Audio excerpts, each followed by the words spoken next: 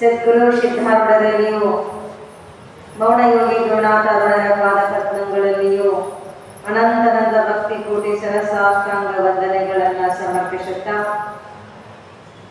ಎಲ್ಲ ಆರಾಧ್ಯವಾಗಿರತಕ್ಕಂಥ ವಿದ್ಯಾಗುರುಗಳಾಗಿರ್ತಕ್ಕಂಥ ಸದ್ಗುರು ಭೀಮಾನಂದ ಯತಿವರ್ಯರ ಪಾದಾರವಿಂದದಲ್ಲಿ ಅನಂತ ಭಕ್ತಿ ಕೋಟಿ ವಂದನೆಗಳನ್ನು ಸಮರ್ಪಿಸುತ್ತಾ ಯಾವ ಕ್ಷೇತ್ರದ ಅಧಿದೇವತೆಯಾಗಿರತಕ್ಕಂತಹ ಸದ್ಗುರು ಶಿವಲಿಂಗೇಶ್ವರರ ಕರ್ತೃಗದ್ದುಗೆಗೆ ಅನಂತನಂದ ಭಕ್ತಿ ಕೋಟಿ ವಂದನೆಗಳನ್ನು ಸಮರ್ಪಿಸಿ ಜಗಜ್ಯೋತಿ ಬಸವೇಶ್ವರರು ಕೂಡ ಅನಂತನಂದ ಭಕ್ತಿ ಕೋಟಿ ವಂದನೆಗಳನ್ನು ಸಮರ್ಪಿಸುತ್ತಾ ಯಾವ ಗ್ರಂಥಕರ್ತರಾಗಿರ್ತಕ್ಕಂಥ ನಿಜಗುಣ ಶಿವಯೋಗಿಗಳನ್ನ ಪಾದಾರವಿಂದದಲ್ಲಿ ಅನಂತ ಭಕ್ತಿ ಕೋಟಿ ವಂದನೆಗಳನ್ನು ಸಮರ್ಪಿಸಿ ಇಲ್ಲಿಯ ತನಕ ಬಹಳ ಸುಂದರವಾಗಿ ತಮ್ಮ ಸಂಗೀತ ಸುರಿಯನ್ನು ಸುರಿಸಿರತಕ್ಕಂತಹ ಯಾವ ಸಂಗೀತ ಬಳಗಕ್ಕೂ ಅನಂತನಂತ ವಂದನೆಗಳನ್ನು ಸಮರ್ಪಿಸುತ್ತಾ ಬಸವ ಸಮಿತಿಯ ಮೊದಲು ಮಾಡಿಕೊಂಡು ಕಲ್ಪವೃಕ್ಷದ ಅಡಿಯಲ್ಲಿ ಅಮೃತದ ಸುರಿಯನ್ನು ಸೆಳೆಯಲಿಕ್ಕೆ ಬಂದಿರತಕ್ಕಂತಹ ಶರಣು ತಂದೆ ತಾಯಿಗಳಿಗೆ ಶರಣು ಶರಣಾರ್ಥಿಗಳನ್ನು ಸಮರ್ಪಿಸುತ್ತಾ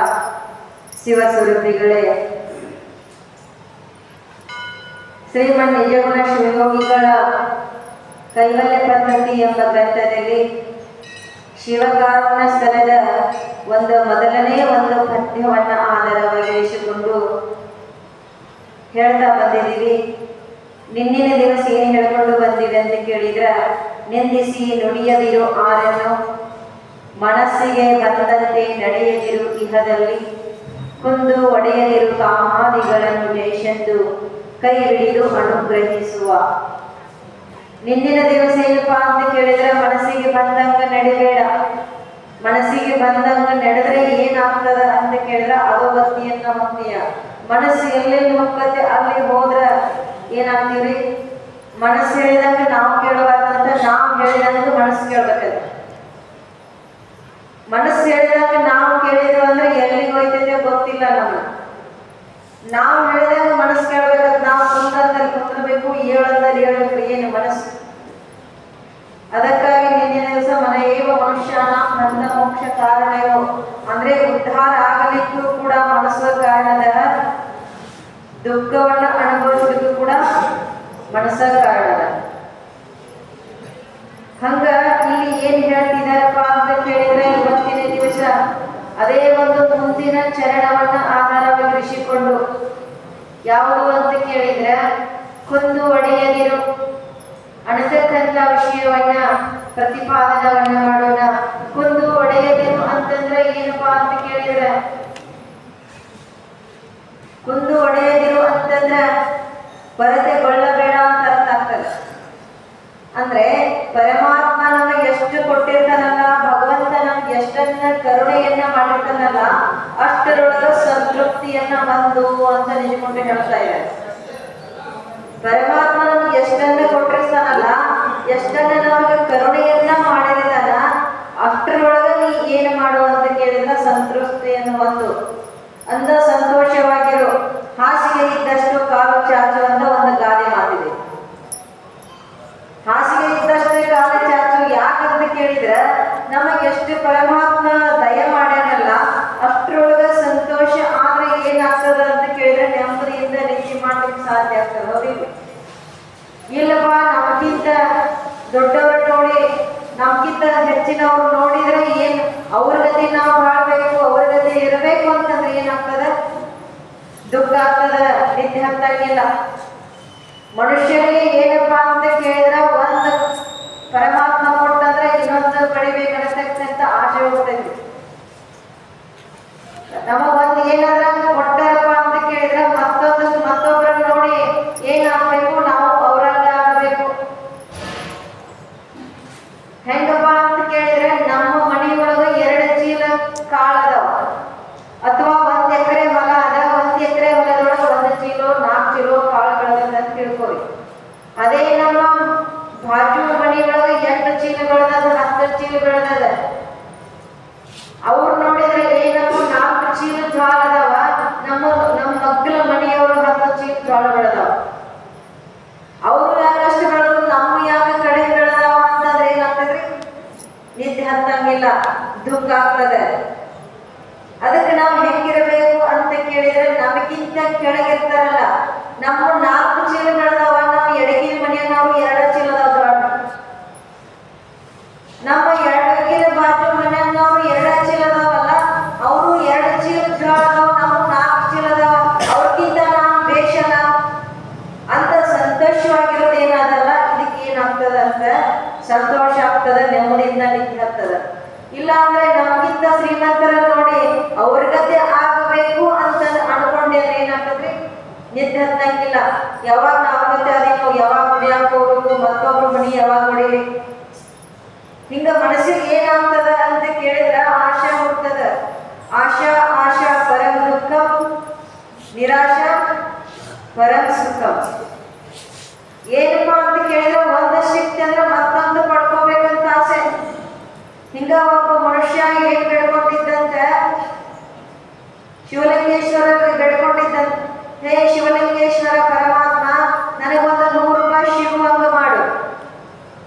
ಸಿಗುವಂಗ ಮಾಡಿದ್ರೆ ನಾನು 50 ರೂಪಾಯಿ ಬೋನಸ್ ಕೊಡ್ತೀನಿ ನೋಡು, 50 ರೂಪಾಯಿ ಕೊಡ್ತೀನಿ, ನನಗೆ 100 ರೂಪಾಯಿ ಸಿಗುವಂಗ ಮಾಡು ಅಂತ ಬೇಡ್ಕೊಂಡ. ಅವ ಬೇಡ್ಕೊಂಡಂತ ಶಿವಲಿಂಗೇಶ್ವರ ಕೇಳ್ತೀವೋ ಏನೋ ಗೊತ್ತಿಲ್ಲ, ದಾರಿ ಒಳಗೆ ಹೊಂಟಿದ್ದಂತ ಏನ್ ಸಿಕ್ಕ್ರೆ 50 ರೂಪಾಯಿ ಸಿಗ್ತದೆ. 50 ರೂಪಾಯಿ ಸಿಕ್ತಂತ ನೋಡ್ರಿ, ಏನ್ ಅನ್ಕೊಂಡ್ರಿ ಅಂತ ಕೇಳಿದ್ರ ಶಿವಲಿಂಗೇಶ್ವರ ಎಷ್ಟು ಶಾಣೆ ಅದ ನೋಡು. ಶಿವಲಿಂಗೇಶ್ವರ ಎಷ್ಟು ಶಾಣೆ ಅದಾನ, ಎಷ್ಟು ಬುದ್ಧಿವಂತ ಅದಾನ. ನಾನು 100 ರೂಪಾಯಿ ಕೊಟ್ರ ಸಿಕ್ಕ್ರೆ 50 ರೂಪಾಯಿ ಕೊಡ್ತೀನಿ ಅಂತ ಹೇಳಿದ್ನಲ್ಲ, 50 ರೂಪಾಯಿ ಮುರ್ಕೊಂಡ ನನಗೆ 50 ರೂಪಾಯಿ ಕೊಟ್ಟ ನೋಡು ಅಂತ. ಹಿಂಗಾದ್ರೆ ಏನಾಗ್ತದೆ ಅಂತ ಕೇಳಿದ್ರೆ ಏನಾಗ್ತದ್ರಿ? ಮನುಷ್ಯನಿಗೆ ದುಃಖ ಆಗ್ತದ, ಬೇಜಾರಾಗ್ತದ, ಹಿಂಗಾಗ್ತದ. 10 ಗಳಿಸಿದ್ರೆ 20 ಗಳಿಸ್ಬೇಕಂತಾನ, 20 ಗಳಿಸಿದ್ರೆ 30, 100 ಗಳಿಸಿದ್ರೆ 1000 ಗಳಿಸಿದ್ರೆ 10,000, 20,000 ಅಂತ ಮನಸ್ಸಿಗೆ ಬರ್ತದಲ್ಲ. ಹಂಗಾದ್ರೆ ಏನಾಗ್ತದ ಅಂತ ಕೇಳಿದ್ರೆ ಮನಸ್ಸಿಗೆ ಬೇಜಾರಾಗ್ತದ, ಮನಸ್ಸಿಗೆ ಬೇಜಾರಾಗ್ತದ. ಎಷ್ಟು ಆಶೆಗೆ ಇಷ್ಟಂತ ಸೀಮಿಲ್ರಿ, ಇಷ್ಟ ಅಂತ ಲೆಕ್ಕ ಐತೇನ ಅಂತ ಕೇಳಿದ್ರೆ ಮನಸ್ಸು ಏನ್ ಮಾಡ್ತದ ಎಲ್ಲ ಬಯಸ್ತದ್ರಿ. ಇದನ್ನ ಬಯಸಂಗಿಲ್ಲ ಅನ್ನಂಗಿಲ್ಲ. ಕಣ್ಣಿಗೆ ಯಾವ್ದು ಕಾಣ್ತದ ತಗೋಬೇಕು ಅನಿಸ್ತದ. ಪ್ರತಿಯೊಂದು ವಸ್ತು ಆಗಿರಲಿ, ವ್ಯಕ್ತಿ ಆಗಿರಲಿ, ಕಣ್ಣಿಗೆ ಅದನ್ನ ಪಡ್ಕೋಬೇಕು, ಅದನ್ನ ನಂದನ್ನಾಗಿ ಮಾಡ್ಕೋಬೇಕು ಅಂತೇನು ಆಸೆ ಇರ್ತದಲ್ಲ, ಇದಕ್ಕೆ ಆಸೆ ಅಂತ. ಆಸೆ ಇನ್ನೇನಪ್ಪ ಅಂತ ಕೇಳಿದ್ರೆ, ಪರಮಾತ್ಮ ಏನ್ ಮಾಡಿದಂತ ಒಬ್ಬ ಮನುಷ್ಯನಿಗೆ ಇವನಿಗೆ ಆಶಯ ಎಷ್ಟದ ನೋಡೋಣ ಅಂತ ಏನ್ ಮಾಡಿದಂತ್ರಿ. ಒಬ್ಬ ಮನುಷ್ಯನಿಗೆ ಏನ್ ಮಾಡಿದ ಅಂತ ಕೇಳಿದ್ರೆ, ಇಹಲೋಕದ ಭೋಗವನ್ನ ಹಿಡ್ಕೊಂಡು ಸ್ವರ್ಗದ ತನಕ ಏನ್ ಭೋಗ ಬರ್ತಾವ ನೋಡ್ರಿ, ಇಹಲೋಕದೊಳಗ ಭೋಗವನ್ನ ಹಿಡ್ಕೊಂಡು ಸ್ವರ್ಗದೊಳಗ ಏನ್ ಭೋಗ ಇರ್ತಾವಲ್ಲ, ಇಲ್ಲಿಂದ ಹಿಡಿದ ಅಲ್ಲಿ ಮಠ ಎಲ್ಲಾ ಭೋಗವನ್ನ ಕೊಟ್ಟು ನೋಡಿದನ್ರಿ ಈ ಮನುಷ್ಯನಿಗೆ ಮಹಾದೇವ. ಅವಾಗ ಮನುಷ್ಯ ಏನ್ ಮಾಡಿದಂತ ಇಷ್ಟಕ್ಕರ ಸಂತೋಷ ಹೊಂದ್ಬೇಕಿಲ್ರಿ, ಸಂತೋಷ ಆಗ್ಲಿಲ್ಲ. ಅವಾಗ ಏನ್ ಮಾಡಕತ್ತಿದ, ಸ್ವರ್ಗದೊಳಗೂ ಹೋಗಿ ಅಲ್ಲೇನೈತಿ ಇಲ್ಲೇನೈತಿ ಹಣಿಗೆ ಹಾಕಕತ್ತಿದ. ಅವಾಗ ಮತ್ತೆ ಪರಮಾತ್ಮ ಏನ್ ಮಾಡಿದ ಅಂತ ಕೇಳಿದ್ರ, ಶುಕ್ರಾಚಾರ್ಯರನ್ನ ಮೊದಲು ಮಾಡಿಕೊಂಡು, ದೇವತೆಗಳನ್ನ ಮೊದಲು ಮಾಡಿಕೊಂಡು, ಬೃಹಸ್ಪತಿ ಆಚಾರ್ಯರ ತನಕ ಎಷ್ಟು ಭೋಗದವಲ್ರಿ ಅದನ್ನೆಲ್ಲ ಕೊಟ್ಟು ನೋಡಿದನು. ಇದಕ್ಕಾಗ ಸಮಾಧಾನ ಹೊಂತಾನೇನೋ ಅಂತ ಹೇಳಿ ಅದನ್ನು ಕೊಟ್ಟು ನೋಡಿದ್ರೆ ಮತ್ತೆ ಏನ್ ಮಾಡಿದಂತೆಲ್ಲ ತಿರುಗಾಡಿ ನೋಡಿದ. ಇನ್ನೂ ಯಾವ್ಯಾವ ಲೋಕದಲ್ಲಿ ಏನೇನು ಸುಖ ಅದ ಮತ್ತೆ ಹಣಿಗೆ ಹಾಕಕ್ಕಾಗಿದಂದ್ರೆ ಮನುಷ್ಯನಾಗಿ ಹೋಗ್ತಕ್ಕಂಥ. ಅವಾಗ ಪರಮಾತ್ಮ ಏನ್ ಮಾಡಿದಂತ ವೈಕುಂಠವಾದ, ವೈಕುಂಠದ ಭೋಗಗಳನ್ನ ಕೊಟ್ಟಂತ ಮನುಷ್ಯನಿಗೆ ಅಷ್ಟಕ್ಕೂ ಸಂತೃಪ್ತಿ ಮಾಡ್ತೀವಿ. ಮತ್ತೆ ಏನ್ ಮಾಡಿದಂತ ಮತ್ತೆ ಬ್ರಹ್ಮಲೋಕದಾಗ ಏನೈತಿ ಮಹಾದೇವ ತೋರಿಸ ಆಯ್ತಂತ ಹೇಳಿ ಬ್ರಹ್ಮಲೋಕಕ್ಕೆ ಹೋಗಿ, ಬ್ರಹ್ಮಲೋಕದೊಳಗೆ ಯಾವ್ಯಾವ ಸುಖ ಅದಾವ, ಯಾವ್ಯಾವ ಏನೇನು ಸಂತೋಷ ಅದ ಅನ್ನತಕ್ಕಂಥದನ್ನ ಅಲ್ಲಿ ಹೋಗಿ ತೋರಿಸಿದಂತ ಮಹಾದೇವ. ಅವಾಗ ಜೀವಾತ್ಮ ಅಂತಾನಂತ, ಇದಕ್ಕಿಂತ ಹೆಚ್ಚಿನ ಮತ್ತೆ ಏನೇನು ತೋರಿಸುವಂತದ್ದು. ಆಯ್ತಂತ ಹೇಳಿ ಕೈಲಾಸದ ಕರ್ಕೊಂಡು ಹೋದ, ಎಲ್ಲ ನಿಂದ ಐತೆ ಅಂತ ಹೇಳಿದ. ಕೈಲಾಸವನ್ನ ಬಿಟ್ಟುಕೊಂಡಂತ ಮನುಷ್ಯನಿಗೆ ಅವಾಗ ಮನುಷ್ಯ ಏನ್ ಮಾಡ್ತಾನಂತ, ಇನ್ನೂ ಏನಾದ್ರೂ ಇರ್ಬಹುದು ಏನು ಅಂತೇಳಿ ಪರಮಾತ್ಮನ ತಲೆ ಮ್ಯಾಲ ಹತ್ತಿ ನೋಡ್ ಹಣಿಗೆ ಹಾಕ್ತಿದ್ದ.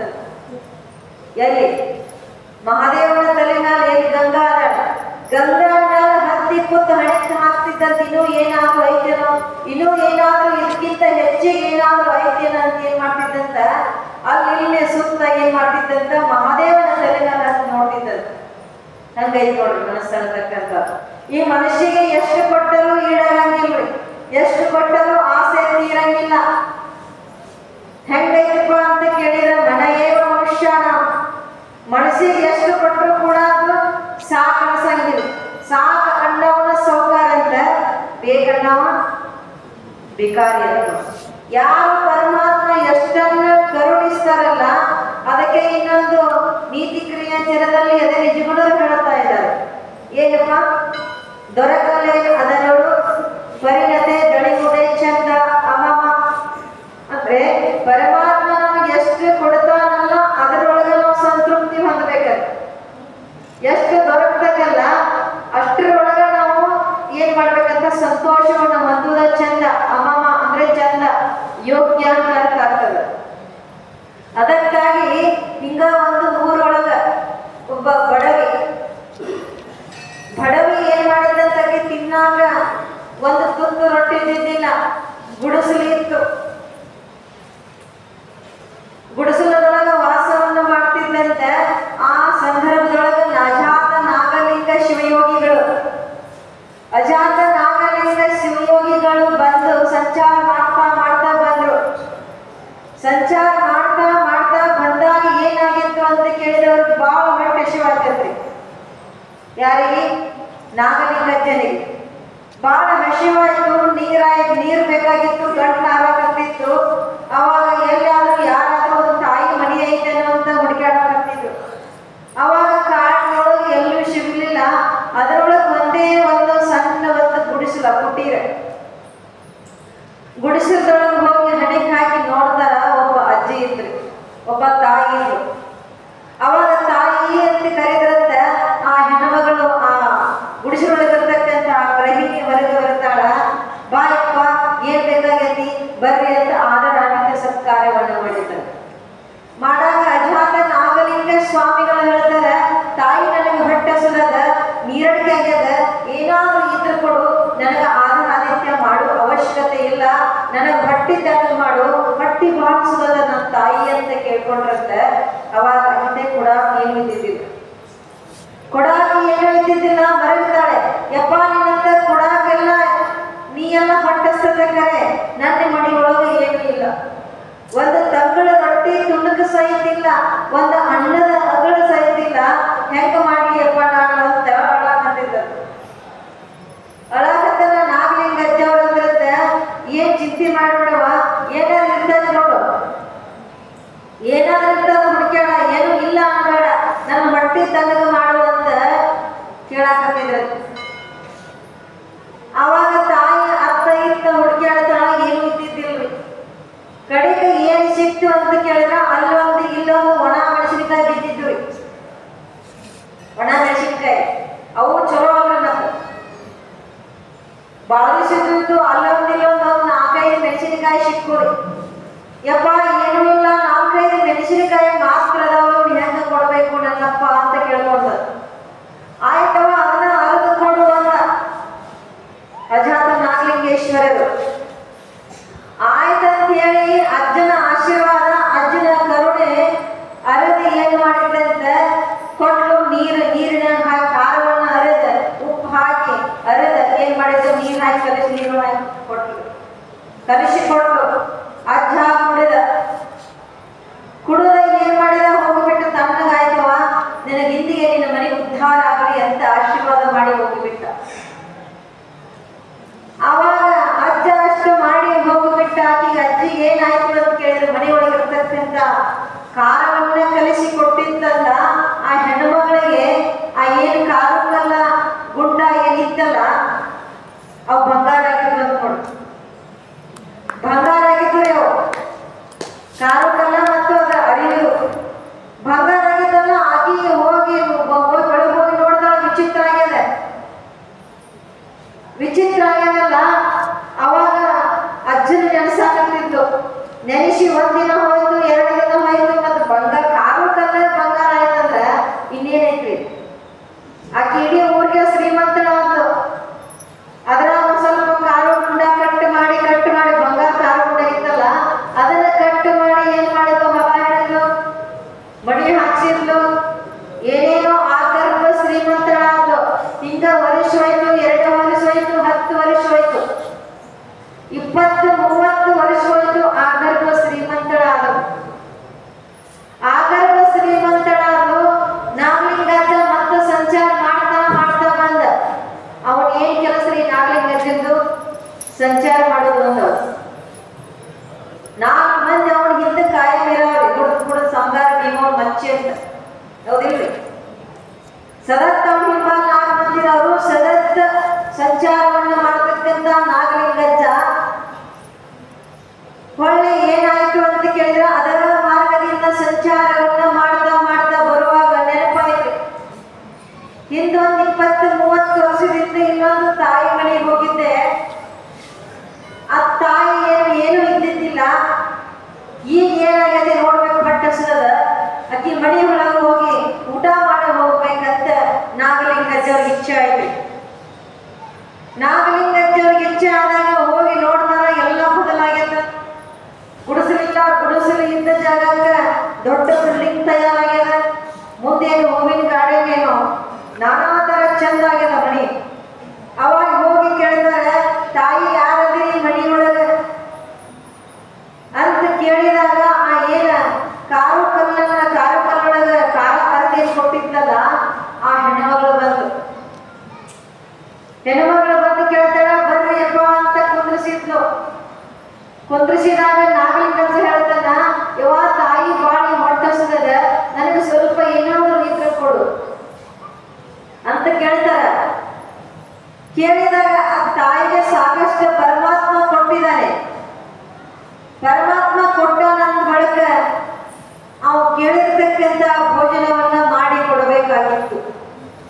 ಏನ್ ಮಾಡಿದ್ರಿ ಆಕಿ ಮನಸ್ಸಿಗೆ ಏನ್ ಹೊಳಿತು ಅಂತ ಕೇಳಿದ್ರ, 30-40 ವರ್ಷದ ಹಿಂದೆ ಬಂದಿದ್ದಲ್ಲ, ಅವಾಗ ಏನೂ ಇದ್ದಿದ್ದಿಲ್ಲ, ಖಾರ ಅರೆದು ಕೊಟ್ಟಿದ್ದೆ. ಅವಾಗ ಖಾರದಲ್ಲಿ ಏನಾಗಿತ್ತು, ಬಂಗಾರ ಆಗಿತ್ತು. ಇನ್ನೂ ಹೆಚ್ಚು ಬಂಗಾರ ಆಗ್ಬೇಕಂತ ಏನ್ ಮಾಡಿದಂತ, ಯಪ್ಪ ಏನಿಲ್ಲ ನನ್ನ ಮನೆಯೊಳಗ ಯಪ್ಪ ನಮ್ಮ ಮನೆಯೊಳಗೆ ಏನಿಲ್ಲ ಅಂತ ಹೇಳಿದಂತೆ. ಇಲ್ವಾ ಹಂಗ ಅಣಬೇಡ, ಮಹಾತ್ಮರು ಬಂದೀವಿ ಮನೆಗೆ, ಹಂಗ ಅಣಬೇಡವಾ, ಏನಾದ್ರು ಇರ್ಬೇಕು ಕೊಡು ಅಂತಂದ್ರು. ಅಕ್ಕಿ ಏನು ಮಾಡಿದ್ರಂತ ಮತ್ತ ಮಾಡಿ ಬರೀ ಕಾರು ಕಲ್ಲು ಅಷ್ಟ ಬಂಗಾರ ಆಗ್ಯದ, ಇನ್ನ ಬೀಸು ಕಲ್ಲೆಲ್ಲ ಬಂಗಾರ ಆಗ್ಬೇಕು. ಬೀಸು ಕಲ್ಲು ಸಹಿತ ಬಂಗಾರ ಆಗ್ಬೇಕಂತ ಆಸೆ ನೋಡಿ. ಮತ್ತಷ್ಟು ಅವಾಗ ಏನು ಸ್ವಲ್ಪ ಒಂದು 4 ಮೆಣಸಿನಕಾಯಿ ಇತ್ತು ಅದು ಕೊಟ್ಟಿದ್ದ. ಇವಾಗ ಒಂದು ಹಿಡಿ ಮೆಣಸಿನಕಾಯಿ ತಗೊಂಡ್ಬತ್ತು. ಒಂದು ಹಿಡಿ ಮೆಣಸಿನಕಾಯಿ ತಗೊಂಡು ಖಾರ ಅರಿದ ಖಾರವನ್ನ ಕೈಯೊಳಗ ಹಾಕಿದ್ಲಂದ್ರಿ. ಯಾರಿಗೆ? ನಾಗಲಿಂಗ ಅಜ್ಜವರಿಗೆ.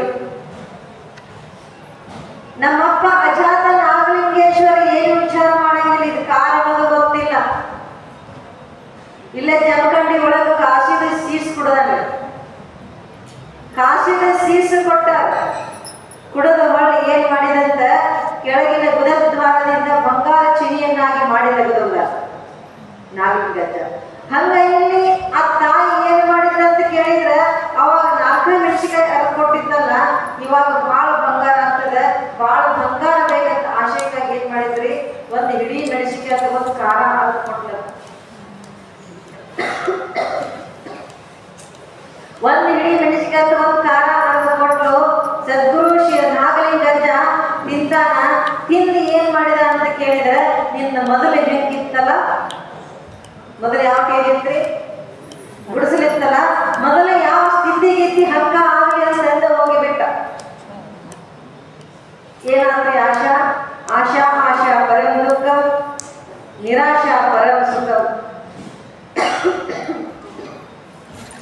ಪರಮಾತ್ಮ ಕೊಟ್ಟ ಕಾಲದೊಳಗ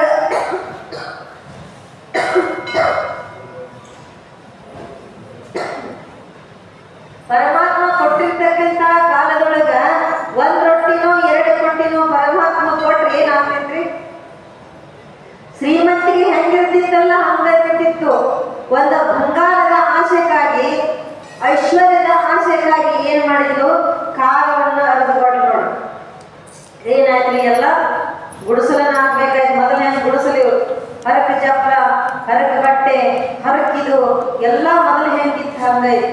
ಹೇಳಲಿಕ್ಕೆ ಕಾರಣ ಏನು ಅಂತ ಕೇಳಿದ್ರ, ಮನಸ್ಸು ಎಷ್ಟು ಕೆಟ್ಟದ ಅಂತ ಕೇಳಿದ್ರ, ಇನ್ನೂ ಶ್ರೀಮಂತಿಗೆ ಆಗ್ಬೇಕು, ಇನ್ನೂ ದೊಡ್ಡವರಾಗಬೇಕು, ಇನ್ನೂ ನಾವು ಹೌದು ಅನಿಸ್ಕೋಬೇಕಂತ ಏನೇನೋ ಕೆಟ್ಟ ಕೆಲಸವನ್ನ ಮಾಡ್ತೀವಿ. ಹೌದಿಲ್ರಿ? ಕೆಟ್ಟ ಕೆಲಸವನ್ನ ಮಾಡಕ್ ಹಸ್ತದಲ್ಲ, ಹಂಗೆಲ್ಲ ಆಗಬಾರ್ದಲ್ಲ. ನಮಗೆ ಹೆಂಗ ಆಸೆ ಅನ್ನತಕ್ಕಂಥ ನೆಟ್ಟಿರ್ಬೇಕ್ರಿ, ಅಷ್ಟ ಇರ್ಬೇಕು. ಅತಿ ಆದ್ರೆ ಏನಾಗ್ತದ, ದುರಾಸೆ ಅಂತ ಹೇಳ್ತದ, ದುರಾಶೆ ಅಂತ ಹೇಳ್ತಾರೆ. ಇದಕ್ಕೆ ಲಕ್ಕಮ್ಮ ಒಂದು ವಚನವನ್ನ, ಅದ್ಭುತವಾಗಿರ್ತಕ್ಕಂಥ ವಚನ. ಇದಕ್ಕೆ ಲಕ್ಕಮ್ಮ ಅಂತಂದ್ರೆ ಬಸವಣ್ಣನವರ ಕಾಲದಲ್ಲಿ 12ನೇ ಶತಮಾನದಲ್ಲಿ ಆಗಿ ಹೋಗಿರತಕ್ಕಂಥ ಶರಣ ದಂಪತಿಗಳು ಎಂತ ವಚನವನ್ನ ಹೇಳಿದ್ರು ಅಂತ ಕೇಳಿದ್ರ ಬಹಳ ಅದ್ಭುತವಾಗಿರತಕ್ಕಂಥ ವಚನ. ಆಸೆ ಎಂಬುದು ಅರಸಂಗಲ್ಲದೆ ಈ ಸಖಿ ಆಸೆ ನಮಗೆ ಕೈಯ, ರೋಷವೆಂಬುದು ಯಮದೂತರಿಗಲ್ಲದೆ ಅಜಾತರಿಗೆ ಉಂಟೆಯ್ಯ. ನೋಡಿ ಎಷ್ಟು ಚಂದ ಇದೆ. ಆಶೆ ಎಂಬುದು ಅರಸಂಗಲ್ಲದೆ ಶಿವಭಕ್ತರಿಗೆ ಉಂಟೆ. ಆಶೆ ಯಾರಿಗೆ ಇರ್ತದೆ ಅಂತ ಕೇಳಿದ್ರೆ ಅರಸರಿಗೆ ಇರ್ತದೆ, ರಾಜರಿಗೆ ಇರ್ತದೆ. ಈ ರಾಜ ಬಿಟ್ಟು ಮತ್ತೊಂದು ರಾಜ ತಗೋಬೇಕು, ಮತ್ತೊಂದಿಷ್ಟು ಆಸ್ತಿಯನ್ನ ಗಳಿಸಬೇಕು, ಮತ್ತೊಂದಿಷ್ಟು ಪ್ರಜೆಗಳನ್ನ ಗಳಿಸಬೇಕು ಅಂತಕ್ಕಂಥ ಆಸೆ ಅರಸರಿಗಿರ್ತದೆ. ಮಾರಾಯ, ನಾವು ಶಿವಭಕ್ತರದೀವಿ, ಪರಮಾತ್ಮನ ಭಕ್ತರದೀವಿ, ನಮಗೆ ಯಾಕೆ ಆಸೆ? ಏನಾಗಿತ್ತು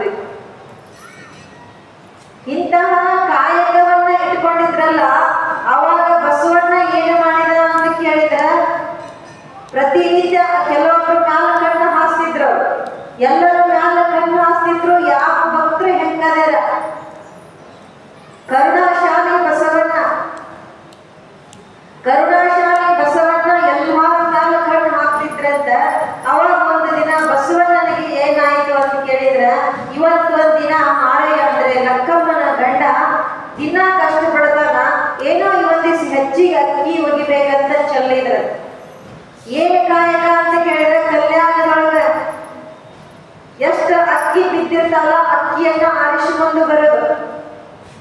ಅಂದ್ರೆ ತಮಗೆ ಎಷ್ಟು ಮನೆಗೆ ಒಂದು ಊಟಕ್ಕೆ ಎಷ್ಟಾಗ್ತದಲ್ಲ ಅಷ್ಟು ಮಾತ್ರ ಆರಿಸ್ಕೊಂಡು ಬರೋ ಕಾಯಕರೇ. ಅಷ್ಟ ಆರಿಸ್ಕೊಂಡು ಬರಬೇಕು. ಅಷ್ಟರೊಳಗ ಅನ್ನ ಮಾಡಬೇಕು. ಒಬ್ಬ ಜಂಗಮ ಒಬ್ಬ ಮಹಾತ್ಮನನ್ನ ಕರೆದುಕೊಂಡು ಭೋಜನವನ್ನ ಮಾಡಿಸ್ಬೇಕು. ನಂತರ ಉಳಿದ್ರೆ ಇಬ್ರು ದಂಪತಿಗಳು ಸ್ವೀಕಾರ ಮಾಡಬೇಕು. ಇಂತಹ ಕಾರ್ಯವನ್ನ ವಹಿಸ್ಕೊಂಡಿದ್ರಲ್ಲ ಪ್ರತಿನಿತ್ಯ. ಅವಾಗ ಬಸವಣ್ಣ ಕರುಣಾಮಯ ದಯಾಮಯ ಬಸವಣ್ಣ ಏನು ಮಾಡಿದ ಅಂತ ಕೇಳಿದ್ರೆ, ಅವತ್ತು ಒಂದು ದಿನ ಹೆಚ್ಚಿಗೆ ಕರುಣೆಯಿಂದ ಏನು ಮಾಡಿದೆ ಅಂತ ಅಕ್ಕಿಯನ್ನ ಚೆಲ್ಲಿದ, ಮಾರಯ್ಯ ಆಯ್ದುಕೊಂಡು ಹೋಗ್ಲಿ ಅಂತ ಹೇಳಿ. ಆವಾಗ ಮಾರಯ್ಯ ಏನು ಮಾಡಿದ ಅಂತ ಕೇಳಿದ್ರೆ, ಹೋಗಿ ಏನೋ ಒಂದು ಸ್ವಲ್ಪ ಹೆಚ್ಚಿಗೆ ಬಿದ್ದ, ಹೆಚ್ಚಿಗೆ ಆರಿಸ್ಕೊಂಡು ಬಂದ ನೋಡಿ. ದಿನ 2 ಮುಟ್ಟಿಗೆ ಹೋಯ್ತಿದ್ದ, ಅವತ್ತು 4 ಮುಟ್ಟಿಗೆ ಹೋದ. 4 ಮುಟ್ಟಿಗೆ ಹೋದಂತ ಆರಿಸಿಕೊಂಡು ಬಂದು ತಾಯಿಗಳೊಳಗೆ ಕಟ್ಟಿಕೊಂಡು ಹೆಗಲಿಗೆ ಹಾಕೊಂಡು ಬರಕತ್ತಿದ್ದ. ಅವಾಗ ಹೆಂಡತಿ ಧರ್ಮಪತ್ನಿ ಲಕ್ಕಮ್ಮ ಏನು ಮಾಡಿದ್ರಂತ ಕೇಳಿದ್ರೆ, ಬಾಗಿಲದ ಒಳಗೆ ನಿಂತಿದ್ಲು. ಬಾಗಿಲದ ಒಳಗೆ ನಿಂತಿದ್ಲು. ನೋಡಿದ್ಲು ಗಂಡ ಬರುವುದನ್ನ. ನೋಡಿ ಆ ಗಂಟೆ ನೋಡಿದ್ನಲ್ಲ, ಅದಕ್ಕಂತಾಳಂತ, ಈ ಸಕ್ಕಿ ಆಸೆ ನಮಗೇಕೆ ನೋಡಿ ಎಷ್ಟು ಚಂದ ಐತಿ. ಆಸೆ ಎಂಬುದು ಅರಸರಿಗಲ್ಲದೆ ಶಿವಭಕ್ತರಿಗೆ ಉಂಟೆ, ಮಾರಯ್ಯ ಪ್ರಿಯ ಅಮರೇಶ್ವರಲಿಂಗ ಅಂತ ಹೇಳ್ತಾ ಇದ್ದಾಳೆ. ಹೇ ಮಾರಯ್ಯ ಪ್ರಿಯ ಅಂತಂದ್ರೆ ಗಂಡನ ಏನು ಕರೆದು ಅಂತ ಕೇಳಿದ್ರೆ, ನೆಲನಾಳನೆ ಅಂದ್ರೆ ನನ್ನನ್ನ ಆಳತಕ್ಕಂತಹ ಧರ್ಮ ಪತ್ನಿಯನ್ನ ಆಳತಕ್ಕಂತ ನನ್ನ ನೆಲನಾಳನೆ ಅಂತಂದ್ರೆ ನನ್ನ ಯಜಮಾನ. ನೀ ಏನು ಮಾಡು, ಹೊರಗೆ ಹೋಗಿ ಚೆಲ್ಲಿ ಬಾ. ಎಲ್ಲಿಂದ ತಂದಿಯಲ್ಲ ಅಲ್ಲೇ ಹೋಗಿ ಚೆಲ್ಲಿ ಬಾ. ನೋಡ್ರಿ, ಯಾರಾದ್ರೂ ಹಿಂಗಂತಾರೆ ಯಾವ ಹತ್ತಿರ ಹೊಂದರ ನಿಮ್ ಗಂಡುಗಳು ಏನಾರ ಒಂದ್ ಸ್ವಲ್ಪ ಹೆಚ್ಚಿಗೆ ಏನಾರ ತಂದಿದ್ರಂದ್ರ, ಇದನ್ಯಾಕೆ ತಂದಿರಿ ಬಾಳ ಕೊಟ್ಟು ಬರೀ ಒಬ್ರ ಅಂದಿರಿ ಇಲ್ಲ. ಅಕಸ್ಮಾತ್ ತಂದಿದ್ರಂದ್ರೆ ಮಾತ್ರ ಮುಚ್ಚಿಟ್ಕೊಂಡು ದಿನಾಟ ಏನಾದ್ರು ತಗೊಂಡ್ ಬರ್ಬೇಕಿಲ್ರಿ. ಅವಾಗಿನ ಧರ್ಮಪತ್ನಿ ಹೆಂಗಿದ್ರು ಅಂತ ಕೇಳಿದ್ರ ಅವರ ಚರಿತ್ರೆಯನ್ನ ಕೇಳ್ಬೇಕ್ರಿ. ಬಹಳ ಚಂದ ಹೆಂಗ ಜೀವನವನ್ನ ಸಾಗಿಸಿದ್ರು ಅಂತ ಕೇಳಿದ್ರ ಅವರ ಚರಿತ್ರೆಯನ್ನ ಓದಿದ್ರ ನಮ್ಮ ಜೀವನನೇ ಬದಲಾಗುತ್ತೆ. ಅಂತವರ ಶರಣರ ಚರಿತ್ರೆಯನ್ನ ಓದಬೇಕು. ನಾವು ಓದಿದ್ರೆ ಏನಾಗ್ತದ ಅಂತ ಕೇಳಿದ್ರ ನಮ್ಮ ಬದುಕು ಚೇಂಜ್ ಆಗ್ತದ. ನಾವು ಅವರಂಗ ನಡಿಬೇಕು, ನಾವು ಅವರಂಗ ಇರಬೇಕು. ಇವಾಗಿನ ಶ್ರೀಮಂತಿಗೆ ಐತಿದ್ದಿಲ್ರಿ ಅವರಿಗೆ. ಕಣ್ಣಿಗೆ ನೋಡಾಕ ಬಡವರಾಗಿರಬಹುದು, ಆದ್ರೆ ಹೃದಯ ಶ್ರೀಮಂತಿಗೆ ಅಂತಕ್ಕಂಥದ್ದು ಅವ್ರಿಗೆ ಏನಿತ್ತು, ದೊಡ್ಡದಿತ್ತು. ಹಿಂಗ ಏನಾಗಿತ್ತು ಅಂತ ಕೇಳಿದ್ರೆ, ಅಕ್ಕಿಯನ್ನ ತಗೊಂಡು ಬರ್ತಾ ಇದ್ದ. ಅವಾಗ ಲಕ್ಕಮ್ಮ ಹೇಳ್ತಾಳ, ಇಷ್ಟೇ ಅಕ್ಕಿ ತಂದಿರಿ, ದಿನ ಎಷ್ಟು ತರಬೇಕಾಗಿತ್ತು ಅಷ್ಟೇ ತರಬೇಕಿತ್ತಲ್ಲ, ಇವತ್ತ್ಯಾಕೆ ಹೆಚ್ಚು ತಂದಿರಿ ಅಂತ ಗಂಡನನ್ನ ಪ್ರಶ್ನೆ ಹಾಕಿದಾಗ ಅವಾಗ ಮಾರಯ್ಯ ಹೇಳ್ತಾನ, ಇಲ್ಲ ಜಾಸ್ತಿ ಬಿದ್ದಿದ್ದು ಅದಕ್ಕೆ ತಂದೆ ಅಂತ ಹೇಳಿದ ಹೆಂಡತಿಗೆ. ಅವಾಗ ಹೇಳಿದಾಗ ತಾಯಿ ಹೇಳ್ತಾಳ, ಈ ಅಕ್ಕಿ ಆಸೆ ನಮಗೆ ಯಾಕೆ ಬೇಡ, ಈ ಅತಿಯಾಗಿರ್ತಕ್ಕಂಥ ಆಸೆ ಬೇಡ, ನೀವು ಹೊಳ್ಳಿ ಎಲ್ಲಿ ಹೋಗಿ ಎಲ್ಲಿ ಬಿದ್ದಿದ್ದು ಅಲ್ಲ ಅಲ್ಲೇ ಹೋಗಿ ಚೆಲ್ಲಿವ. ನಮಗೆ ಎಷ್ಟು ತರ್ತಿದ್ದಲ್ಲ ಪ್ರತಿನಿತ್ಯ ಅಷ್ಟೇ ತಗೊಂಡು ಬಾ. ಹೊಳ್ಳಿ ಬರುವಾಗ ಒಬ್ಬ ಮಹತ್ವರಿಗೆ ಆಹ್ವಾನವನ್ನ ಕಟ್ಟು ಬಾ. ನೋಡಿ, ಹೊಳ್ಳಿ ಬರುವಾಗ ಒಬ್ಬ ಮಹಾತ್ಮರಿಗೆ ಅಂದ್ರೆ ಜಂಗಮನಿಗೆ ಆಹ್ವಾನವನ್ನ ಕೊಟ್ಟು ಬಾ ಅಂತಂದ್ರೆ ಪ್ರಸಾದಕ್ಕೆ ಹೇಳಿವ, ಕರ್ಕೊಂಡವ ಅಂತ ಆಜ್ಞೆಯನ್ನ ಮಾಡಿದಾಳೆ ಆಯ್ದಕ್ಕಿ ಲಕ್ಕಮ್ಮ. ಹೇಳಲಿಕ್ಕೆ ಕಾರಣ ಏನು ಅಂತ ಕೇಳಿದ್ರೆ, ಆಸೆ ಅನ್ನತಕ್ಕಂಥದ್ದಿರಬಾರದು. ನಮಗ ಪರಮಾತ್ಮ ಎಷ್ಟು ಕೊಡ್ತಾನಲ್ಲ ಅಷ್ಟರೊಳಗ ನಾವು ಜೀವನವನ್ನ ಸಾಗಿಸಬೇಕಂತ, ಅಷ್ಟರೊಳಗ ಜೀವನವನ್ನ ಸಾಗಿಸಬೇಕು. ರೋಷ ಎಂಬುದು ಯಮದೂತರಿಗಲ್ಲದೆ ಅಜಾತರಿಗೆ ಉಂಟೆ. ಅಯ್ಯ ಅಂತ ಹೇಳ್ತಾ ಇದ್ದಾರೆ. ರೋಷ, ಸಿಟ್ಟ, ಶಡು ಯಾರಿಗಿರ್ತೈತಿ? ಅದು ಯಮದೂತರಿಗೆ ಇರ್ತದ. ಯಮದೂತರೇನು ಕರುಣಾಮಯರೇ? ಇಲ್ಲ.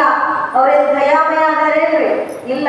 ಅವ್ರಿಗೆ ಯಾಕಂತ ಕೇಳಿದ್ರ, ಕ್ರೋಧದಿಂದ ಇರುವುದ ಅವರಿಗೆ ಶೋಭ, ರೋಷದಿಂದ ಇರುವುದ ಯಮಭಟರಿಗೆ ಶೋಭ. ಆದ್ರೆ ಅಜಾತರಿಗೆ ಉಂಟೇನು? ಸಂತರು ಅಂದ್ರೆ ಶಿವ ಭಕ್ತರಿಗೆ ಇದೇನ ಶೋಭಿಸ್ತದೇನು ಅಂತ ಕೇಳಿದ್ರೆ ಶೋಭಿಸಂಗಿಲ್ಲ. ಅದಕ್ಕೆ ಹೇಳ್ತಾರ ಆಸೆ ಅಂತಕ್ಕಂಥದ್ದು ಎಷ್ಟು ದೊಡ್ಡದೈತೆ ಅಂತ ಕೇಳಿದ್ರೆ ಅದಕ್ಕೆ ಇಷ್ಟ ಸಾಧ್ಯವಿಲ್ಲ. ಅದಕ್ಕೆ ಎಷ್ಟು ಕೊಟ್ಟರು ಕಡಿಮೆ. ಆಸೆ ಅಂತಕ್ಕಂಥದ್ದು ಹೆಂಗ ಆಗ್ತದ ಅಂತ ಕೇಳಿದ್ರ ಆಸೆಯ ಅಳಿಬೇಕು, ರೋಷವನ್ನು ಬಿಡಬೇಕು, ಮೂಕನಾಗಬೇಕು, ಜಗದಳು ಶ್ವಾಸಾಗಿರಬೇಕು ಅಂತ ಮಹಾಂತರ ಹಾಡದ ಬಹಳ ಸುಂದರವಾಗಿರ್ತಕ್ಕಂಥ ಹಾಡೈತೆ. ಹಂಗ ಆಸೆ ಅಂತಕ್ಕಂಥದ್ದು ಅಳೆದಾಗ ಏನಾಗ್ತದ ಅಂತ ಕೇಳಿದ್ರೆ ನಮ್ಗೆ ಸುಖ ಅನ್ನತಕ್ಕಂಥದ್ದಾಗ್ತದೆ. ಆಸೆಯಿಂದಲೇ ಏನಾಗ್ತದೆ ಅಂತ ಕೇಳಿದ್ರೆ ಕೆಲವೊಬ್ಬರು ಮನೆಯಾಗ ಎಷ್ಟೋ ಜೀವ ಹೋಗ್ಯಾವ. ಇದರಿಂದ ಆಸೆ ಬೇರೆ ದುರಾಶೆ ಬೇರೆ. ಆಸೆ ಬೇರೆ ದುರಾಶೆ ಬೇರೆ. ನಮ್ಮ ಹೆಂಡರಿಗಿರ್ಲಿ, ನಮ್ಮ ಮಕ್ಕಳಿಗಿರ್ಲಿ, ನನಗಿರ್ಲಿ ಅನ್ನೋದು ಬರೀ ಆಸೆ. ಬರೀ ಆಸೆ. ನನ್ನ ಹೆಂಡರಿಗೆ ಬೇಡ, ಮಕ್ಕಳಿಗೆ ಬೇಡ, ನನಗೆ ಇರಬೇಕು, ನಾನ ಉಣ್ಬೇಕು, ನಾ ಯಾರಿಗೆ ಕೊಡಬಾರ್ದು ಅಂತ ಬುದ್ಧಿ ಐತಲ್ಲ, ಅದು ಮಾತ್ರ ದುರಾಸೆ. ಅಂದ್ರ ಲೋಭಿ ಕಡುಲೋಭಿ ಅಂತಾರ ನೋಡಿ. ಕಡುಲೋಭದಿಂದ ದುರ್ಗುಣ ಅನ್ಯ ಉಂಟೆ. ಅಂದ್ರೆ ಲೋಭ ಬೇರೆ, ಕಡುಲೋಭ ಬೇರೆ. ಲೋಭಿ ಅಂತಂದ್ರೆ ತಾನ ತಿಂತಾನ, ತನ್ನ ಹೆಂಡರಿಗೂ ಮಕ್ಕಳಿಗೂ ಕೂಡ ಕೊಡ್ತಾನ. ಕಡುಲೋಭಿ ಅಂತಂದ್ರೆ ತಾನೂ ತಿನ್ನಂಗಿಲ್ಲ, ತನ್ನ ಹೆಂಡರಿ ಮಕ್ಕಳಿಗೂ ಕೊಡಂಗಿಲ್ಲ. ಮತ್ತೇನ್ ಮಾಡ್ತಾರಪ್ಪ ಅಂತ ಕೇಳಿದ್ರೆ ಹಂಗ ಸತ್ತು ಹೋಗ್ಬಿಡೋದು. ಎಲ್ಲಿ ಭೂಮಿ ಒಳಗಿಟ್ಟು ಹೋಗೋದಿಟ್ಟು ಯಾರ್ಯಾರ ಕೊಟ್ಟು ಹೋಗಿ ಸತ್ತು ಹೋಗ್ಬಿಡೋದು. ಇದಕ್ಕೆ ಏನಂತಾರ ಅಂತ ಕೇಳಿದ್ರೆ ಕಡುಲೋಭಿ. ಇದನ್ನ ಎದಕ್ ಹೋಗ್ಸಾರಪ್ಪ ಅಂತ ಕೇಳಿದ್ರೆ ಹೊಟ್ಟಿನ ಬಣ್ಣಾಗಿ ನಾಯಿ ಹೋಗ್ಸಾರ. ಹೊಟ್ಟಿನ ಬಣ್ಣಾಗಿ ನಾಯಿಗೆ ಹೋಗ್ಸಾರ. ನಾಯಿ ಏನ್ ಮಾಡ್ತೈತ್ರಿ? ಯಾವ ದನ ಕರ ಬದ್ರ ತಿನ್ನಾಕ್ ಕೊಡ್ತೈತೇನ್ರಿ? ತಿನ್ನಾಕ್ ಕೊಡಂಗಿಲ್ಲ. ಹೋಗ್ಲಿ ಬಿಡು, ತಾನಾರ ತಿಂತೈತೇನು? ತಾನೂ ತಿನ್ನಂಗಿಲ್ಲ. ಹಂಗ ಲೋಭಿಯಾಗಿರ್ತಕ್ಕಂಥ ಮನುಷ್ಯನನ್ನ ನಾಯಿಗೆ ಹೋಲಿಸಿದ. ಅದಕ್ಕಾಗಿ ಮನುಷ್ಯನಾಗಿರ್ತಕ್ಕಂಥ ಲೋಭದಿಂದ ಇರಬಾರದು. ಲೋಭದಿಂದ ಇರಬಾರದು. ಪರಮಾತ್ಮ ಎಷ್ಟನ್ನ ಕೊಡ್ತಾನಲ್ಲ ಅಷ್ಟರೊಳಗ ಸಂತೃಪ್ತಿಯನ್ನ ಹೊಂದಬೇಕು. ಯಾವುದೋ ಒಂದು ಪುಣ್ಯದಿಂದ ಪುಣ್ಯ ಬಂದದ, ಪುಣ್ಯದಿಂದ ಪರಮಾತ್ಮ ಸಾಕಷ್ಟು ಐಶ್ವರ್ಯವನ್ನ ಕೊಟ್ಟಾಗ ಏನು ಮಾಡಬೇಕು ಅಂತ ಕೇಳಿದ್ರೆ ಅದನ್ನ ಸದುಪಯೋಗ ಮಾಡ್ಕೋಬೇಕು. ಹಿಂಗ ಒಂದು ಊರೊಳಗ ಇಬ್ರ ಅಣ್ಣ ತಮ್ಮ ಇದ್ರು. ಅಣ್ಣ ತಮ್ಮನಿಗೆ ಒಬ್ಬ ತಾಯಿ ಇದ್ರು. ಅಂದ್ರೆ ಒಬ್ಬ ತಾಯಿಗೆ ಇಬ್ರು ಗಂಡ ಮಕ್ಕಳಿದ್ರು. ಸಾಕಷ್ಟು ಒಂದು 4 ಎಕರೆ 10 ಎಕರೆ ಭೂಮಿ ಜಮೀನಿತ್ತು. ಅವಾಗ ಏನಾಗಿತ್ತು ಅಂತ ಕೇಳಿದ್ರ ಆ ಅಣ್ಣನಾಗಿರತಕ್ಕಂಥ ಹೊಲದೊಳಗೆ ಹೋಗಿದ್ದ. ಗಳೆ ಹೊಡಿಲಿಕ್ಕೋ ಯಾವುದೋ ಒಂದು ಹೊಲದ ಕಾರ್ಯವನ್ನ ಮಾಡ್ಲಿಕ್ಕೆ ಹೋಗಿದ್ದ. ಗಳೆ ಹೊಡೆಯಕ್ಕೆ ಹೋಗಿದ್ದ. ಅವಾಗ ಏನು ಮಾಡಿದ್ರು ತಾಯಿ, ನನ್ನ ಮಕ್ಕಳು ಇಬ್ರು ಹೊಲಕ್ಕೆ ಹೋಗ್ಯಾರ ಅಂತ ಹೇಳಿ ಏನ್ ಮಾಡಿದಂತ ಬುದ್ಧಿ ಕಟ್ಟಬಂದ ಹೊಲಕ್ಕೆ ಮಾತು. ಬುದ್ಧಿ ಕಟ್ಟಬಂದ ಹೊಲಕ್ಕೆ ಮಾತು.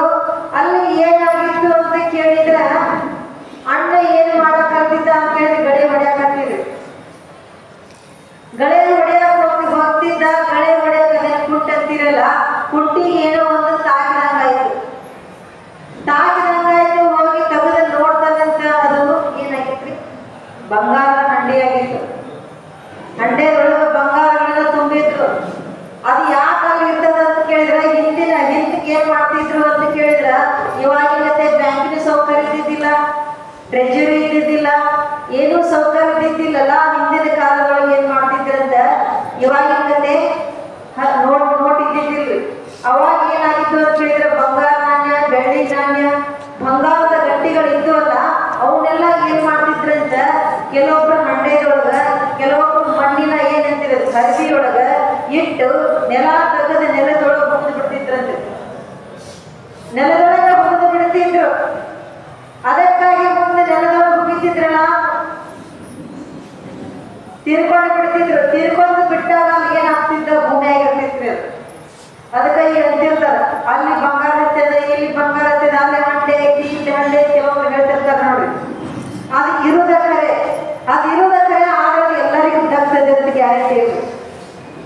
ಯಾಕಂದ್ರೆ ಅವ್ರು ಎಷ್ಟು ಕಷ್ಟಪಟ್ಟು ಗಳಿಸಿದ್ದೈತೋ, ಏನು ದರೋಡೆ ಮಾಡಿದ್ದೈತೋ, ಯಾರ ಮನೆ ಮುರಿದು ಗಳಿಸಿದ್ದೈತೋ ಗೊತ್ತಿಲ್ಲ, ಸ್ವಂತ ಗಳಿಸಿದ್ದೈತೋ ಗೊತ್ತಿಲ್ಲ.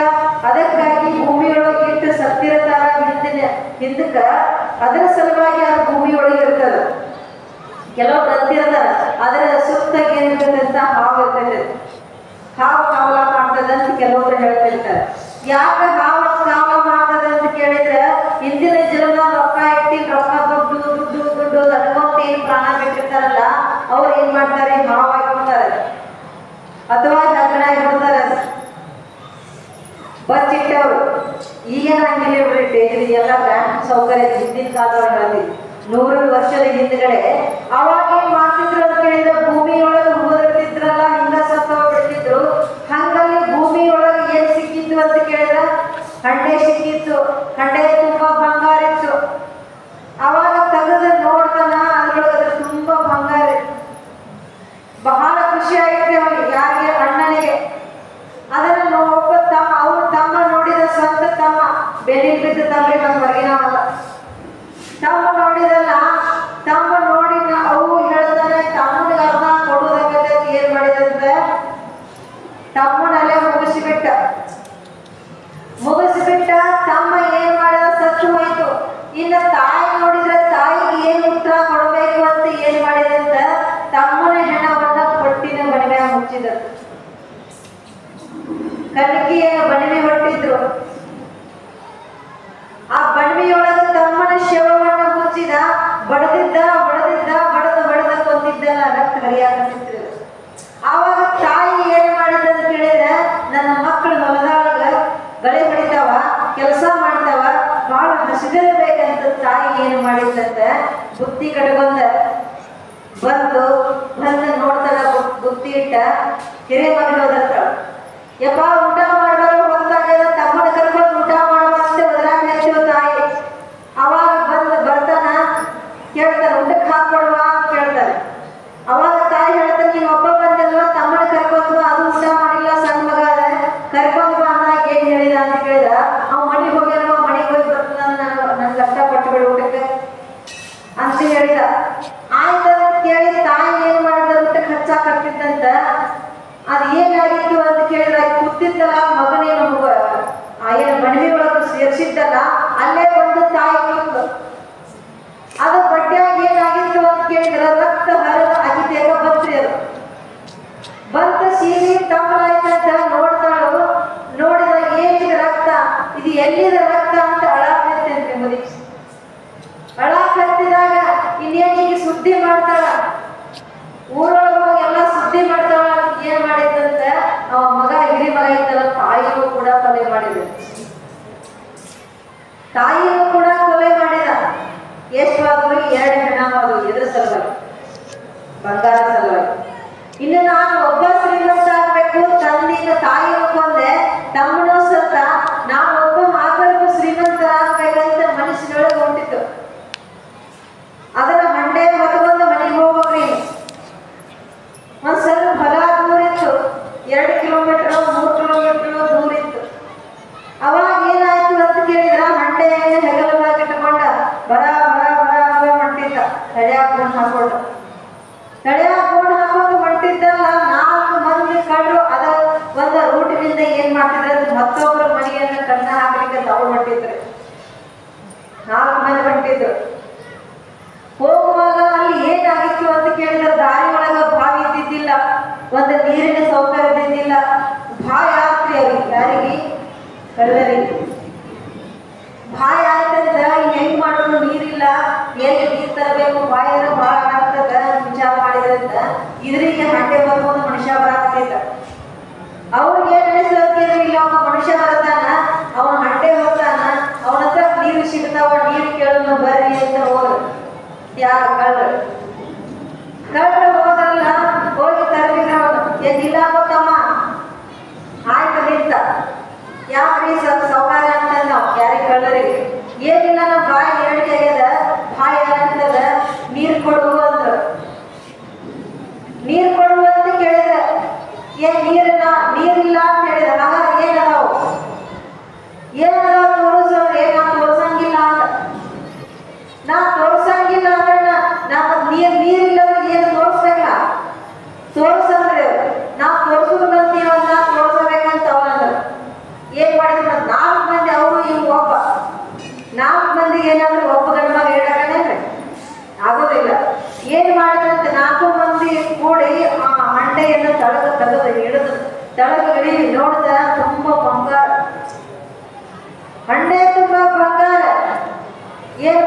ಅಂತ ಕೇಳಿದ್ರ, ಇನ್ನು ಬಂಗಾರ ಎಲ್ಲಿ ಯಾವ ಮನೆ ದುಡ್ಡು ಮಾಡ್ಕೊಂಡ್ ಹೊಂಟಿ ನೀನು, ಎಲ್ಲಿ ಸಿಕ್ಕದ ನೀ ಹೇಳು ಅಂತ ಹೇಳಿದಾಗ ಹೇಳಿಲ್ರಿ.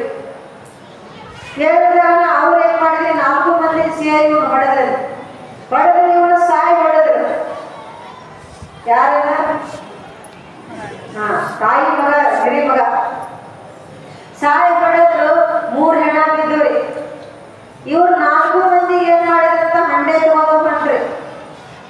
ಹೊಂಟೆ ಇನ್ನೇನಪ್ಪ ನಮಗಂತೂ ಚಲೋ ಆಯ್ತು, ಯಾರ ಮನೆಯೂ ಹೊಡೆದು ಅವಶ್ಯಕತೆ ಹತ್ತಿಲ್ಲ, ಯಾರ ಕೈ ಶಿವುದು ಅವಶ್ಯಕತೆ ಬೇಡಿಲ್ಲ, ಚಲೋ ಅಂತ ಭಗವಂತ ನಮ್ಗ ಚಲೋ ಮಾಡಿದ ಅಂತ ಏನ್ ಮಾಡಿದ್ರಂತ, ಇನ್ನು ಹೋಗಿ ಎಲ್ಲಾದ್ರೂ ಬಾವಿ ದಂಡೆ ಮ್ಯಾಗ ಕೂತ್ಕೊಂಡು ನೀರು ತಂದ ಒಂದೇನಾದ್ರೂ ಪಾರ್ಸಲ್ ಊಟ ಕಟ್ಕೊಂಡ್ ಬಂದು ಊಟ ಮಾಡಿದ್ರ ಆತಂತ ಏನ್ ಮಾಡಿದ್ರಂತ, ಒಂದು ಬಾವಿ ಹುಡ್ಕೊಂಡು ಹೋಗಿ ಬಾವಿ ದಂಡೆ ಕೂತ್ರು. ಏನ್ ಮಾಡಿದ್ರಂತ, ಹೊಟ್ಟೆ ಸಿಕ್ಕಂತೆ. ಹೊಟ್ಟೆ ಸಿಕ್ಕು ಅದ್ರಾಗ ಇಬ್ಬರಿಗೆ ಏನ್ ಮಾಡ್ತಾರೆ, ಊರೊಳಗೆ ಹೋಗಿ ಊಟ ಕಟ್ಕೊಂಡ್ ಬರ್ರಿ, ನಾವು ಇಲ್ಲೇ ಕಾಕೊಂಡು ಕುಂದಿರ್ತೀವಿ ಅಂತ ಹೇಳಿದ್ರೆ ಇಬ್ಬರಿಗೆ. ಅವಾಗ ಹೇಳಿದ್ರಂತ ಇಬ್ರು ಹೋದ್ರು ಎಲ್ಲಿಗೆ, ಬಜಾರ್ಗೆ ಹೋದ್ರ ಸಿಟಿಗೆ, ಅಂದ್ರೆ ಊಟ ಕಟ್ಕೊಂಡ್ ಬರ್ಬೇಕು 4 ಮಂದಿ. ಹೋದ್ರಂತ ಊಟ ಕಟ್ಕೊಂತ ಬರುವಾಗ ಅವ್ರೇನ್ ಪ್ಲಾನ್ ಹಾಕ್ತಾರ ಅಂತ ಕೇಳಿದ್ರ, ಈಗ ಒಂದು ಹಂಡೆದೊಳಗ 4 ಮಂದಿ ಭಾಗ ಆಗಬೇಕು, ಇದ್ರೊಳಗ ವಿಷ ಹಾಕೊಂಡು ಹೋಗೋನು, ಇದ್ರೊಳಗ ವಿಷ ಹಾಕೊಂಡು ಹೋಗೋನು, ವಿಷದ ಊಟವನ್ನ ಅವ್ರಿಗೆ ಕೊಡೋಣ, ಅವ್ರ ತಿಂದ ಅವ್ರು ಸತ್ತು ಹೋಗ್ತಾರ, ನಮಗಿಬ್ಬರಿಗೆ ಆಗ್ತದೆ ಅಂತ ಇವ್ರು ಪ್ಲಾನ್ ಹಾಕಿದ್ರು. ಏನ್ ಊಟ ತಗೊಂಡಿರ್ತಾರಲ್ಲ ಅವ್ರು ಪ್ಲಾನ್ ಹಾಕಿದ್ರು. ಇವ್ರು ಏನ್ ಇಬ್ರು ಕುಂತಿದ್ರಲ್ಲ ಬಾಯಿ ದಂಡಿ ಮ್ಯಾಲ ಇವ್ರು ಕಾಕೋತ, ಇವ್ರು ಏನ್ ಪ್ಲಾನ್ ಹಾಕಿದ್ರು ಅಂತ ಕೇಳಿದ್ರ, ಅವ್ರು ಬರ್ತಾರ, ಊಟ ತರ್ತಾರ, ಊಟ ತಂದ್ರ ಬಾಯಿ ಒಳಗೆ ಇಳಿಸೋನು, ನೀರ್ ತರ ಕಳ್ಸೋನು, ಯಾಕಂದ್ರೆ ಊಟ ಮಾಡಿ ಕುಡಿಯಾಕ ನೀರ್ ಬೇಕು. ಊಟ ಮಾಡಿದ ಕುಡಿಯೊಳಗ ನೀರ್ ಬೇಕಲ್ಲ, ನೀರ್ ತಗೊಂಡು ಬಾ ಅಂತ ಕೆಳಗೆ ಇಳಿಸೋನು, ಬಾವಿ ಒಳಗ ನೀರ್ ಬಗ್ಗೆ ತುಂಬುದ್ರೊಳಗ ಮ್ಯಾಲ 2 ದೊಡ್ಡ ಕಲ್ಲು ಎತ್ತಿ ಸಾಯಿಗಳನ್ನು ಅದ ಬಂಗಾರ ನಮಗ ಆಗ್ತದೆ, ಇಬ್ರು ಪಾಲ ಮಾಡ್ಕೊಂಡಂತ ಇಲ್ಲಿ ಇವ್ರು ಪ್ಲಾನ್ ಹಾಕಿದ್ರು, ಅಲ್ಲಿ ಅವ್ರು ಪ್ಲಾನ್ ಹಾಕಿದಾರ. ಅಡಿ ತಿನ್ನುವಂತ ಆಹಾರದೊಳಗ ವಿಷವನ್ನ ಬೆರೆಸಿಕೊಂಡು ಬಂದ್ರು. ಬಜಾರಕ್ಕೆ ಹೋಗಿರ್ತಕ್ಕಂಥವ ವಿಷವನ್ನ ಬೆರೆಸಿಕೊಂಡು ಬಂದ ಹೇಳ್ತಾರ, ಬರ್ರಿ ಊಟ ಮಾಡೋಣ ಅಂತ ಹೇಳಿದ್ರು. ಊಟ ಮಾಡೋಣ ಬರ್ರಿ ಅಂದಾಗ ಇವ್ರು ಏನಂತಾರಿ, ಇಲ್ಲ ನೀರು ತಗೊಂಡ್ ಬರ್ರಿ, ಕುಡಿಯೋಕೆ ನೀರು ಬೇಕಲ್ಲ, ಇಳಿದು ಒಂದು ಕೊಡ ನೀರು ತುಂಬ್ಕೊಂಡ್ ಬರ್ರಿ, ಆಮೇಲೆ 4 ಮಂದಿ ಊಟ ಮಾಡೋಣ ಅಂತ ಯಾರು ಇದ್ರಲ್ಲ ಬಾವಿ ದಂಡಿ ಮೇಲೆ ಅವ್ರು ಹೇಳಿದ್ರು. ಆಯ್ತಂತ ಹೇಳಿ ಇವ್ರು ಏನ್ ಮಾಡಿದ್ರಂತ, ವಿಷಯೊಳಗೆ ಊಟ ಹಾಕೊಂಡ್ ಬಂದಿದ್ರಲ್ಲ ಬಾವಿಯೊಳಗೆ ನೀರು ತರಕ್ ಹೋದ್ರು. ನೀರು ತರಬೇಕಂತ ಒಳಗೆ ಹೇಳಿದ್ರು, ನೀರು ತುಂಬಿ ಏನಪ್ಪ ಮ್ಯಾಲ ಬರ್ಬೇಕನ್ನೋದ್ರೊಳಗ ದೊಡ್ಡ ಬಂಡಿಗಳಿದ್ದವ್ರಿ, ದೊಡ್ಡ ಬಂಡಿಗಳಿದ್ದು. ಮತ್ತ ಆಗಿನ ಮಂದಿ ಕಸೂರಿ ಬಹಳ ಶಕ್ತಿವಂತ, ಊಟನೂ ಹಂಗ ಮಾಡ್ತಿದ್ರು, ಅಷ್ಟು ಕಸುನು ಹಂಗ ಇದ್ರು ಪೈಲ್ವಾನ್. ಈಗಿನಾಗ ಈಗ ತಿನ್ನೋದು ಅಷ್ಟ, ಅವ್ರ ಕಸುನು ಅಷ್ಟ ಗರ್ಮಕ್ರಿ. ಈಗ ತಿನ್ನೋದು ಒಂದು ರೊಟ್ಟಿ ಕಡಿಮೆ 2 ಬಾಳ ಅದ್ರಿ. ಹಿಂದಕ್ಕೆ ಹೆಂಗ್ ತಿಂತಿದ್ರು ಅಂತ ಕೇಳಿದ್ರ 10 ಸೇರಿದ ಒಬ್ಬರ ತಿಂತಿದ್ರಂತೆ. 10 ಸೇರಿನ ಸದ್ಕ ಒಬ್ಬರ ತಿನ್ನೋದು ಅವ್ರ ಕೆಲಸ ಎಂತವ್ರಿ. ಒಂದೊಂದು ಗಿಡ ಒಬ್ಬರ 1 ತಾಸ್ನಾಗ ಆರಾಮಿಸಿದ್ರಂತೆ, ಕಡಿಯಾಕೈತೆ. ಅಂತ ಕೆಲಸ ಮಾಡ್ತಿದ್ರು, ಅಂತ ಶಕ್ತಿವಂತರು, ಅಂತ ಪೈಲ್ವಾನ್ರಿದ್ರವಾಗ. ದೊಡ್ಡ ಕಲ್ಲು ಎತ್ತಿ 2 ಕಲ್ಲ ಇಬ್ಬರು ತಲೆಮ್ಯಾಗ ಒಗದು ಬಿಟ್ರು. ಇಬ್ಬರು ತಲೆಮ್ಯಾಗ ಒಗದ್ರಲ್ಲ, ಅವರಲ್ಲೇ ಕಲಾಸ ಆದ್ರು.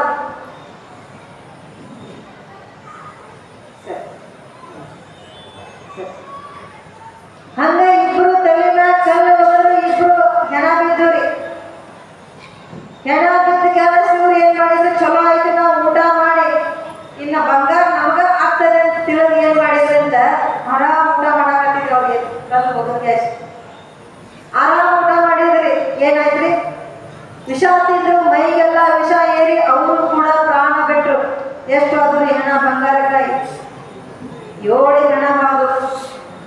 ಅದೇ ಮಾರ್ಗದೊಳಗ ಒಬ್ಬ ಸಾಧು ಮಹಾತ್ಮ ಸಂಚಾರವನ್ನ ಮಾಡ್ತಾ ಬರ್ತಾ ಇದ್ದ. ಬಂದ ನೋಡ್ತಾನ ಬಂಗಾರ ಹಂಡೆ ಅದ. ಬಂಗಾರ ಹಂಡೆ ನೋಡಿ ನೀರಿನ ಸಲುವಾಗಿ ಬಂದು ಬಾವಿ ಮುಂದೆ ಬಂದು ನೋಡಿದಾಗ 4 ಹೆಣ ಬಿದ್ದಾವ. ಬಾವಿ ಒಳಗೆ 2 ಹೆಣ ಬಿದ್ದಾವ, ಬಾವಿ ದಂಡೆ ಮೇಲೆ 2 ಹೆಣ ಬಿದ್ದಾವ. ಇದೇನು ಅಂತ ಬಂದು ನೋಡ್ತಾರ, ದಂಡೆ ಬಾಯಿ ತೆಗೆದು ನೋಡ್ತಾರಲ್ಲ, ಅದರಲ್ಲಿ ತುಂಬಾ ಬಂಗಾರ ರಚನೆಗಳಿದ್ವು. ಅವಾಗ ಮಹಾತ್ಮರ ನೋಡಿ ವಿಚಾರ ಮಾಡಿ ಹೇಳ್ತಾರ, ಇದೆಲ್ಲ ಪ್ರಾಣ ಹೋದದ್ದು ಎದರ ಸಲುವಾಗಿ ಅಂತ ಕೇಳಿದ್ರ, ಈ ಬಂಗಾರನೇ ಇವರ ಪ್ರಾಣವನ್ನ ತಗೊಂಡದಂತ ತಮ್ಮ ಶಕ್ತಿಯಿಂದ ತಮ್ಮ ಕಮಂಡದೊಳಗೆ ನೀರವನ್ನ ಆ ಹಂಡೆಗೆ ಸಿಂಪಡಿಸೊಳಗ ಅದೆಲ್ಲ ಏನಾಯ್ತಂದ ಮಾಯ ಆಗಿಬಿಡ್ತು. ಬಂಗಾರವಾಗಿ ಇಲ್ಲಾಯ್ತು, ಅದನ್ನೆಲ್ಲ ಸುರಿದ ಮಹಾತ್ಮ ನೀರು ಕುಡಿಯಬೇಕಂತ ಹಂಡೆ ತಗೊಂಡು ಹೋದ.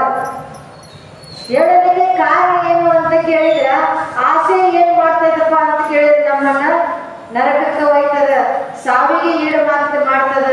ಅದೇ ಒಂದು ಆಸೆ ಅನ್ನತಕ್ಕಂಥದ್ದು ಪರಮಾತ್ಮನ ಎಷ್ಟು ಕೊಟ್ಟಾನಲ್ಲ ಅಷ್ಟರೊಳಗ ನಾವು ಸಂತೃಪ್ತಿ ಹೊಂದಿದ್ರ, ಅಷ್ಟರೊಳಗ ನಾವು ಸಂತೋಷದಿಂದ ಇದ್ರೆ ಏನಾಗ್ತದ ಅಂತ ಕೇಳಿದ್ರೆ ಪರಮಾತ್ಮ ನಮ್ಗ ಸುಖವನ್ನ ಕೊಡ್ತಾನೆ. ಪರಮಾತ್ಮ ಎಷ್ಟು ಕೊಡ್ತಾನ ಅಷ್ಟರೊಳಗ ಭಾಗ್ಯವಿಲ್ಲದಾಗದು ಅಂತ ಕೇಳಿದಾರ. ನಾವು ಎಷ್ಟು ಪ್ರಯತ್ನ ಮಾಡಿ ಕಳಿಸಬೇಕಂದ್ರೆ ಅದನ್ನ ಬರ್ತದೇನ್ರಿ? ಬರೋದಿಲ್ಲ. ನಾವು ಎಷ್ಟು ಪ್ರಯತ್ನ ಮಾಡಿದ್ರು ಆಗೋದಿಲ್ಲ. ನಮ್ಮ ಹಣೆ ಬರದಾಗಿತ್ತು ಅಂತ ಕೇಳಿದ್ರಿ, ಏನು ದುಡಿಯಕ್ಕೆ ಹೋಗೋದು ಬೇಡ, ನೀ ಏನು ಪ್ರಯತ್ನ ಮಾಡೋದು ಬೇಡ, ನೀ ಏನು ಕಷ್ಟ ಪಡೋದು ಬೇಡ, ತಾನ ಬರ್ತೈತ್ರಿ. ಹೌದಿಲ್ರಿ? ತಾನ ಬರ್ತದೆ. ನೀ ಎಷ್ಟು ಪ್ರಯತ್ನ ಮಾಡಿ ಏನ್ ಮಾಡಾವದಿ, ನಿನ್ನ ಹಣೆ ಬರದಾಗ ಅದು ಇರ್ಲಿಲ್ಲಂದ್ರ ನೀ ಎಷ್ಟು ದುಡಿದ್ರ ಏನ್ ಮಾಡೋದೈತಿ, ಎಷ್ಟು ಕಷ್ಟಪಟ್ಟರ ಏನ್ ಮಾಡೋದೈತಿ, ಬರುದಿದ್ರ ತಾನೇ ಬರ್ತದೆ. ಅದಕ್ಕೆ ಅಂತಾರೆ ಮಹಾತ್ಮರು, ಭಾಗ್ಯವಿಲ್ಲದಾಗದು. ಪುಣ್ಯ ಇದ್ರನ ಬರ್ತದೆ, ಪುಣ್ಯ ಇಲ್ಲದಂದ್ರ ಬರಂಗಿಲ್ಲ ಅಂತ ಹೇಳ್ತಾರ ಇವತ್ತಿನ ದಿವಸ. ಯಾಕೆ? ಕುಂದು ಒಡೆಯದಿರು ಕಾಮಾದಿಗಳನ್ನು.